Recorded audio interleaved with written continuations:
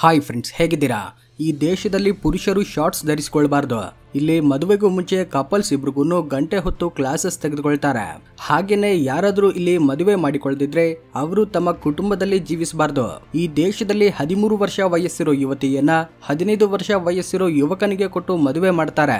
ಈ ದೇಶದಲ್ಲಿ ಸ್ಕಾರ್ಫ್ ಧರಿಸದೆ ಯಾವ ಮಹಿಳೆ ಕೂಡ ಮನೆಯಿಂದ ಹೊರಗಡೆ ಬರಬಾರ್ದು. ಸೊ ಇವತ್ತಿನ ವಿಡಿಯೋದಲ್ಲಿ ಏಷ್ಯಾ ಖಂಡದಲ್ಲಿರೋ ಇರಾನ್ ದೇಶದ ಬಗ್ಗೆ ತಿಳ್ಕೊಳ್ಳೋಣ. ತುಂಬಾನೇ ಆಸಕ್ತಿಯಾಗಿರೋ ವಿಡಿಯೋನ ಕೊನೆಯವರೆಗೂ ನೋಡೋದಕ್ಕೆ ಪ್ರಯತ್ನಿಸಿ. ಇಷ್ಟವಾದ್ರೆ ಲೈಕ್ ಮಾಡಿ. ಇರಾನ್ ದೇಶದ ಅಫಿಷಿಯಲ್ ಹೆಸರು the Islamic republic of Iran. Iran ಅಲ್ಲಿ ಸರಿಸುಮಾರು 9 ಕೋಟಿ 10 ಲಕ್ಷದಷ್ಟು ಜನರಿದ್ದಾರೆ. ಇರಾನ್ ದೇಶದಲ್ಲಿ ಹೆಚ್ಚಾಗಿ ಇರಾನಿ ಭಾಷೆಯನ್ನ ಮಾತನಾಡ್ತಾರೆ. ಇರಾನಿ ಭಾಷೆಯೊಂದಿಗೆ ಟರ್ಕಿಶ್, ಕುರ್ದಿಶ್, ಗಿಲಾಕಿ ಹಾಗೂ ಅರೇಬಿಕ್ ನಂತಹ ಭಾಷೆಗಳನ್ನ ಕೂಡ ಮಾತನಾಡ್ತಾರೆ. ಈ ದೇಶದಲ್ಲಿ ಒಬ್ಬ ವ್ಯಕ್ತಿ ಕನಿಷ್ಠ ಅಂದ್ರೂ 2 ಭಾಷೆಗಳನ್ನ ಮಾತನಾಡಬಲ್ಲನು. ಪರ್ಷಿಯನ್ ನಲ್ಲಿ ಇರಾನ್ ಅಂದ್ರೆ ದಿ ಲ್ಯಾಂಡ್ ಆಫ್ ಆರ್ಯನ್ಸ್ ಎಂಬ ಅರ್ಥ ಬರುತ್ತೆ. ಇಲ್ಲಿನ ಪ್ರಜೆಗಳು ತಾವು ಆರ್ಯ ವಂಶಕ್ಕೆ ಸೇರಿದವರೆಂದು ಬಲವಾಗಿ ನಂಬುತ್ತಾರೆ. ಒಂದಾನೊಂದು ಕಾಲದಲ್ಲಿ ಆರ್ಯನ್ಸ್ ಪ್ರಪಂಚವೆಲ್ಲ ತಮ್ಮ ಆಧಿಪತ್ಯವನ್ನ ಸಾಧಿಸಿದ್ರು. ಇರಾನ್ ದೇಶ 10 ದೇಶಗಳೊಂದಿಗೆ ತನ್ನ ಗಡಿಯನ್ನ ಹಂಚಿಕೊಂಡಿದೆ. ಅವುಗಳಲ್ಲಿ Turkey, Iraq, Afghanistan, Pakistan, ತುರ್ಕಮೆನಿಸ್ತಾನ್, Armenia ಹಾಗೂ ಅಜರ್ಬೈಜಾನ್ ನಂತಹ ಪ್ರಮುಖ ದೇಶಗಳಿವೆ. ಇರಾನ್ ನಲ್ಲಿ 99% ಅಷ್ಟು ಜನರು ಇಸ್ಲಾಂ ಧರ್ಮವನ್ನ ಪಾಲಿಸ್ತಾರೆ. ಇನ್ನುಳಿದ 1% ಅಷ್ಟು ಜನರು ಮಾತ್ರ ಇತರೆ ಧರ್ಮವನ್ನ ಪಾಲಿಸ್ತಾರೆ. ಟೆಹರಾನ್ ಇರಾನ್ ದೇಶದ ರಾಜಧಾನಿ. ಈ ಟೆಹರಾನ್ ನಗರವೇ ಇರಾನ್ನ ಅತಿ ದೊಡ್ಡ ನಗರ. ಇರಾನ್ ದೇಶವನ್ನ ಕ್ಯಾಪಿಟಲ್ ಆಫ್ ಪಿಸ್ತಾ ಅಂತಾನು ಕರೀತಾರೆ. ಯಾಕಂದ್ರೆ ಪ್ರಪಂಚ ವ್ಯಾಪ್ತವಾಗಿ 20% ಅಷ್ಟು ಪಿಸ್ತಾ ಇಲ್ಲಿಂದಾನೇ ಎಕ್ಸ್ಪೋರ್ಟ್ ಆಗುತ್ತೆ. ಈ ಪಿಸ್ತಾ ಬಿಸ್ನೆಸ್ ಇರಾನ್ ಎಕಾನಮಿಯಲ್ಲಿ ಮುಖ್ಯ ಪಾತ್ರವನ್ನ ವಹಿಸುತ್ತೆ. ಪಿಸ್ತಾ ಜೊತೆಗೆ ಕೇಸರಿ ಉತ್ಪಾದನೆ ಕೂಡ ಅಧಿಕವಾಗಿರುತ್ತೆ. ಇರಾನ್ ದೇಶದಲ್ಲಿ ತೈಲ ನಿಕ್ಷೇಪಗಳಿಗೆ ಯಾವುದೇ ಕೊರತೆ ಇಲ್ಲ. ಇಲ್ಲಿಂದ ಎಕ್ಸ್ಪೋರ್ಟ್ ಆಗೋ ತೈಲ ಪ್ರಪಂಚ ವ್ಯಾಪ್ತವಾಗಿ ಸಪ್ಲೈ ಆಗುತ್ತೆ. ಇರಾನ್ ಸರಿಸುಮಾರು 25 ಬಿಲಿಯನ್ ಬ್ಯಾರೆಲ್ ಅಷ್ಟು ತೈಲವನ್ನ ಹೊಂದಿದೆ. ಅಂದ್ರೆ ಇಡೀ ಪ್ರಪಂಚದಲ್ಲಿನ ತೈಲದಲ್ಲಿ 10% ಅಷ್ಟು ತೈಲ ಇರಾನ್ ಹತ್ರನೇ ಇದೆ. ಪ್ರತಿದಿನ ಸರಿಸುಮಾರು 4 ಮಿಲಿಯನ್ ಬ್ಯಾರೆಲ್ ಅಷ್ಟು ತೈಲವನ್ನ ಇರಾನ್ ಪಂಪ್ ಮಾಡುತ್ತೆ. ಈ ಆಯಿಲ್ ಎಕ್ಸ್ಪೋರ್ಟ್ ಇಂದಾನೆ ಇರಾನ್ ಸಾಕಷ್ಟು ಹಣವನ್ನ ಸಂಪಾದಿಸುತ್ತಿದೆ. ಇಲ್ಲಿ ತೈಲ ತುಂಬಾನೇ ಹೆಚ್ಚಾಗಿರೋದ್ರಿಂದ ಇರಾನ್ ನ್ಯಾಚುರಲ್ ಗ್ಯಾಸ್ ಪ್ರೊಡಕ್ಷನ್ ಅಲ್ಲೂ ಕೂಡ ಪ್ರಪಂಚದಲ್ಲೇ 2ನೇ ಸ್ಥಾನದಲ್ಲಿದೆ. ಇರಾನ್ಗೆ ಯುದ್ಧ ಸಮಸ್ಯೆಗಳು ಕೂಡ ತುಂಬಾನೇ ಹೆಚ್ಚಾಗಿರುತ್ತವೆ. ಇಲ್ಲಿ ತುಂಬಾನೇ ಕಡಿಮೆ ಮಳೆ ಬೀಳುತ್ತೆ. ವಾರ್ಷಿಕವಾಗಿ ಕೇವಲ 4 ಇಂಚಿನಷ್ಟು ಮಳೆ ಮಾತ್ರ ಬೀಳುತ್ತೆ. ಈ ದೇಶದಲ್ಲಿರೋ ಕೆಲವೊಂದು ಪ್ರದೇಶಗಳಲ್ಲಾದ್ರೆ ನೀರೇ ಇರೋದಿಲ್ಲ. ಇಂದಿಗೂ ಕೂಡ ಅರ್ಧದಷ್ಟು ದೇಶ ನೀರಿಲ್ಲದೆ ಒಣಗಿ ಹೋಗಿದೆ. ಆದ್ರೆ ಮನೆವರೆಗೂ ನೀರನ್ನ ಹರಿಸಲು ಅಲ್ಲಿನ ಜನರು ಅನೇಕ ಮಾರ್ಗಗಳನ್ನ ಉಪಯೋಗಿಸ್ತಾರೆ. ಇರಾನ್ ದೇಶದಲ್ಲಿ ಮದುವೆ ವಿಚಾರವಾಗಿ ಅನೇಕ ವಿಚಿತ್ರವಾದ ಸಂಪ್ರದಾಯಗಳಿವೆ. ಇಂದಿಗೂ ಕೂಡ ಇರಾನ್ ನಲ್ಲಿ ಬಾಲ್ಯ ವಿವಾಹಗಳು ನಡೀತಾನೆ ಇವೆ. ಹುಡುಗಿಯ ವಯಸ್ಸು 13 ವರ್ಷ, ಹುಡುಗನ ವಯಸ್ಸು 15 ವರ್ಷ ಇದ್ರೆ ಸಾಕು, ಅವರಿಬ್ರಿಗೂ ಕೂಡ ಮದುವೆ ಮಾಡ್ತಾರೆ. ಪ್ರಪಂಚವೆಲ್ಲ ಬಾಲ್ಯ ವಿವಾಹಕ್ಕೆ ವಿರುದ್ಧವಾಗಿದ್ರೆ ಇರಾನ್ ಮಾತ್ರ ಬಾಲ್ಯ ವಿವಾಹವನ್ನ ಪ್ರೋತ್ಸಾಹಿಸುತ್ತೆ. ಇಷ್ಟೇ ಅಲ್ಲದೆ ಇಲ್ಲಿ ಶಾರ್ಟ್ ಟರ್ಮ್ ಮ್ಯಾರೇಜಸ್ ಕೂಡ ಆಗ್ತವೆ. ಉದಾಹರಣೆಗೆ ನೀವು ಕೆಲವು ಗಂಟೆಗಳವರೆಗೂ ಮಾತ್ರ ವಿವಾಹ ಬಂಧನದಲ್ಲಿರಬೇಕು ಅಂದ್ರೆ ಅದು ಇರಾನ್ ನಲ್ಲಿ ಸಾಧ್ಯವಾಗುತ್ತೆ. ಇಲ್ಲಿ ನೀವು ಮದುವೆ ಮಾಡಿಕೊಂಡು 2 ರಿಂದ 4 ಗಂಟೆಗಳವರೆಗೂ ವಿವಾಹ ಬಂಧನದಲ್ಲಿರಬಹುದು. ಆಮೇಲೆ ಬೇರೆಯಾಗಬಹುದು.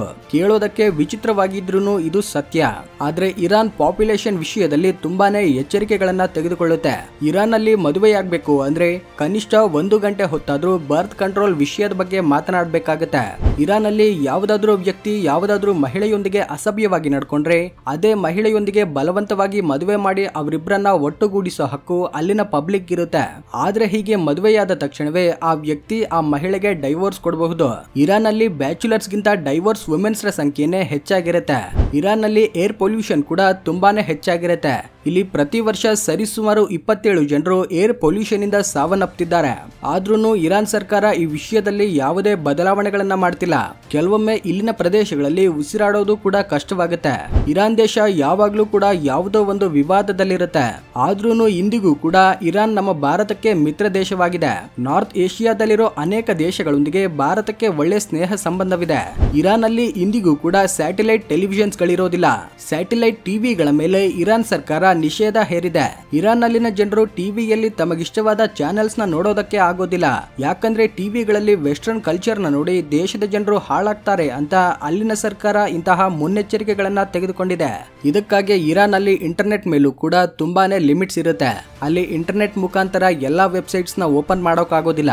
ಗೂಗಲ್ ಅನ್ನ ಅವರು ಸ್ಪೈ ವೆಬ್ಸೈಟ್ ಆಗಿ ಉಪಯೋಗಿಸ್ತಾರೆ. ಯಾಕಂದ್ರೆ ಇರಾನ್ ನಲ್ಲಿರೋ ಗೂಗಲ್ ಬಳಸಿದ್ರೆ ತಮ್ಮ ಡೇಟಾ ಗೂಗಲ್ಗೆ ಹೋಗುತ್ತೆ ಅಂತ ಅವರು ನಂಬುತ್ತಾರೆ. ಇದಕ್ಕಾಗಿ ಇರಾನ್ ಸರ್ಕಾರ ತಮ್ಮ ದೇಶದಲ್ಲಿ ನ್ಯಾಷನಲ್ ಇಂಟರ್ನೆಟ್ ನ ಏರ್ಪಡಿಸಲು ಪ್ರಯತ್ನಿಸುತ್ತಿದೆ. ಇಷ್ಟೇ ಅಲ್ಲದೆ ಇರಾನ್ ನಲ್ಲಿ Instagram, Facebook, Telegram, YouTube, TikTok ನಂತಹ ಸೋಷಿಯಲ್ ಮೀಡಿಯಾ ಪ್ಲಾಟ್ಫಾರ್ಮ್ ಗಳನ್ನ ಪೂರ್ತಿಯಾಗಿ ಬ್ಯಾನ್ ಮಾಡಿದ್ದಾರೆ. ಸೋಷಿಯಲ್ ಮೀಡಿಯಾಗಳನ್ನ ಬಳಸೋದ್ರಿಂದ ಅನೇಕ ಪ್ರಜೆಗಳು ದೇಶಕ್ಕೆ ತಮ್ಮ ಸರ್ಕಾರದ ವಿರುದ್ಧವಾಗಿ ಬದಲಾಗ್ತಾರೆ ಅಂತ ಇರಾನ್ ಈ ಬ್ಯಾನ್ ವಿಧಿಸಿದೆ. ಆದ್ರೂ ಸಾಕಷ್ಟು ಇರಾನ್ ಪ್ರಜೆಗಳು VPN ಗಳನ್ನ ಬಳಸಿ ಬ್ಲಾಕ್ಡ್ ಪ್ಲಾಟ್ಫಾರ್ಮ್ ಗಳನ್ನ ಆಕ್ಸೆಸ್ ಮಾಡ್ತಾರೆ.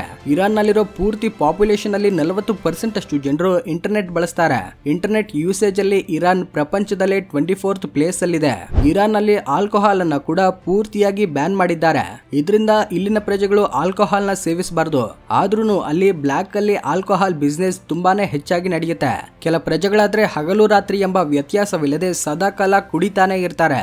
ಆಲ್ಕೋಹಾಲ್ ಮೇಲೆ ನಿಷೇಧ ಹೇರಿದ್ರು ಕೂಡ ಇಲ್ಲಿಗಲ್ ಆಗಿ ಬಿಸ್ನೆಸ್ ಮಾಡ್ತಾ ಪ್ರತಿ ವರ್ಷ ಸರಿಸುಮಾರು $300 ಬಿಲಿಯನ್ ನ ಇರಾನ್ ಸಂಪಾದಿಸುತ್ತಿದೆ. ಇರಾನ್ ಅಲ್ಲಿ ಕಾರ್ಪೆಟ್ ಬಿಸ್ನೆಸ್ ತುಂಬಾ ಚೆನ್ನಾಗಿ ನಡೆಯುತ್ತೆ. ಪ್ರಪಂಚದಲ್ಲೇ ಬೆಸ್ಟ್ ಕ್ವಾಲಿಟಿ ಕಾರ್ಪೆಟ್ಸ್ ಇರಾನ್ ಅಲ್ಲೇ ಸಿಗುತ್ತವೆ. ಇರಾನ್ ಅಲ್ಲಿ ಬಟ್ಟೆಗಳ ಮೇಲೂ ಕೂಡ ಕೆಲವೊಂದು ನಿಷೇಧಗಳನ್ನ ಹೇರಿದ್ದಾರೆ. ಅಲ್ಲಿನ ಪುರುಷರು ಅಪ್ಪಿತಪ್ಪಿ ಕೂಡ ಹಾಫ್ ಪ್ಯಾಂಟ್ಸ್ ಅಥವಾ ಶಾರ್ಟ್ಸ್ ಧರಿಸಬಾರದು. ಒಂದ್ ವೇಳೆ ಯಾರಾದ್ರೂ ಈ ರೂಲ್ ನ ಬ್ರೇಕ್ ಮಾಡಿದ್ರೆ ಅವರನ್ನ ಜೈಲ್ಗೆ ಹಾಕ್ತಾರೆ. ಇಲ್ಲಿ 9 ವರ್ಷ ತುಂಬಿದ ಪ್ರತಿಯೊಂದು ಯುವತಿ ಕೂಡ ಹೊರಗಡೆ ಬರುವಾಗ ಖಂಡಿತವಾಗ್ಲೂ ಸ್ಕಾರ್ಫ್ ಧರಿಸಿಕೊಳ್ಬೇಕು. ಒಂದಾನೊಂದು ಕಾಲದಲ್ಲಿ ಇರಾನ್ ದೇಶದ ಲಿಟ್ರಸಿ ರೇಟ್ ಕೇವಲ 37% ಅಷ್ಟಿತ್ತು. ಈ ಪರಿಸ್ಥಿತಿ 1970ರಲ್ಲಿತ್ತು. ಆದ್ರೆ ನಂತರದಲ್ಲಿ ಎಜುಕೇಶನ್ ಅನ್ನೋದು ತುಂಬಾ ಮುಖ್ಯ ಎಂದು ತಿಳ್ಕೊಳ್ಳುತ್ತೆ. ಎಜುಕೇಶನ್ ಮೇಲೆ ಹೆಚ್ಚೆಚ್ಚು ಇನ್ವೆಸ್ಟ್ಮೆಂಟ್ ಮಾಡುತ್ತೆ. ಪ್ರಸ್ತುತ ಇರಾನ್ ನ ಲಿಟ್ರಸಿ ರೇಟ್ 93% ಅಷ್ಟಿದೆ. ಇರಾನ್ ನಲ್ಲಿ ಆಹಾರ ತುಂಬಾನೇ ಭಿನ್ನವಾಗಿರುತ್ತೆ. ಇಲ್ಲಿ ನಾನ್ ವೆಜ್ ಅಲ್ಲಿ ವಿಧವಾದ ಖಾದ್ಯಗಳಿರ್ತವೆ. ಒಂದ್ ವೇಳೆ ನೀವೆಂದಾದ್ರೂ ಇರಾನ್ಗೆ ಹೋದ್ರೆ ಅಲ್ಲಿನ ದೇಸಿ ಮೀಟ್ ನ ಖಂಡಿತವಾಗ್ಲೂ ಸವಿಯಬೇಕು. ಇಲ್ಲದಿದ್ರೆ ನಿಮ್ಮ ಇರಾನ್ ಟ್ರಿಪ್ ವ್ಯರ್ಥ ಆಗುತ್ತೆ. ಇರಾನ್ ಅಲ್ಲಿ ಸ್ತ್ರೀಯರು ತುಂಬಾನೇ ಸುಂದರವಾಗಿರ್ತಾರೆ. ಆದ್ರೆ ಇಲ್ಲಿ ಮಹಿಳೆಯರಿಗೆ ಅನೇಕ ನಿಯಮ ನಿಬಂಧನೆಗಳನ್ನ ವಿಧಿಸಲಾಗಿದೆ. ಅವರು ಸದಾಕಾಲ ಬುರ್ಕಾ ಧರಿಸಿಕೊಂಡಿರ್ಬೇಕು. ಸ್ಪೋರ್ಟ್ಸ್ ಇವೆಂಟ್ ಗಳಲ್ಲಿ ಪಾರ್ಟಿಸಿಪೇಟ್ ಮಾಡಬಾರದು. ಹಾಗಂತ ಇಲ್ಲಿನ ಸ್ತ್ರೀಯರು ಸುಮ್ಮನೆ ಕೊಡೋದಿಲ್ಲ. ಪುರುಷರ ಬಟ್ಟೆಗಳನ್ನ ಧರಿಸಿಕೊಂಡು ಸ್ಟೇಡಿಯಂಗೆ ಹೋಗ್ತಾರೆ. ಹಾಗೇನೆ ಇರಾನ್ ನಲ್ಲಿರೋ ಮಹಿಳೆಯರಿಗೆ ತಮ್ಮ ಮುಖವನ್ನ ಪ್ರಪಂಚಕ್ಕೆ ತೋರಿಸೋ ಸ್ವಾತಂತ್ರ್ಯ ಇದೆ. ಇದಕ್ಕಾಗಿ ಇರಾನ್ ನಲ್ಲಿ 10ರಲ್ಲಿ 8 ಮಹಿಳೆಯರು ತಮ್ಮ ಮೂಗಿನ ಮೇಲೆ ಪ್ಲಾಸ್ಟರ್ ಹಾಕೊಂಡಿರ್ತಾರೆ.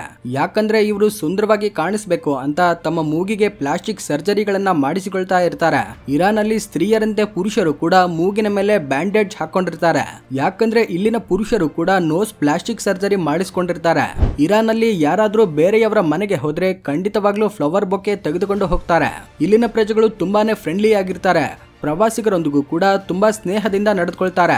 ಇನ್ನು ಇರಾನ್ ವೀಸಾ ಪಾಸ್ಪೋರ್ಟ್ ಬಗ್ಗೆ ಮಾತನಾಡೋದಾದ್ರೆ ನಿಮ್ಮ ಹತ್ರ ಎಲ್ಲಾ ಡಾಕ್ಯುಮೆಂಟ್ ಸರಿಯಾಗಿದ್ರೆ ಕೇವಲ 8ರಿಂದ 9 ದಿನಗಳ ಒಳಗಡೆನೆ ವೀಸಾ ಸಿಗುತ್ತೆ. ಇರಾನ್ ಅಲ್ಲಿ 7 ದಿನಗಳ ಕಾಲ ಸುತ್ತಾಡಲು 50,000 ರೂಪಾಯಿ ಖರ್ಚಾಗುತ್ತೆ. ಹಾಗಾದ್ರೆ ಭಾರತದ ಮಿತ್ರ ದೇಶ ಇರಾನ್ ಬಗ್ಗೆ ನಿಮ್ಮ ಅಭಿಪ್ರಾಯ ಏನು ಅನ್ನೋದನ್ನ ತಪ್ಪದೆ ಕಮೆಂಟ್ ಮಾಡಿ. ವಿಡಿಯೋ ಇಷ್ಟವಾದ್ರೆ ಲೈಕ್ ಮಾಡಿ, ಶೇರ್ ಮಾಡಿ. ಈ ರೀತಿ ಆಸಕ್ತಿಯಾದ ವಿಡಿಯೋಗಳಿಗೋಸ್ಕರ ನಮ್ಮ ಚಾನೆಲ್ ನ ಸಬ್ಸ್ಕ್ರೈಬ್ ಆಗಿ. Thanks for watching.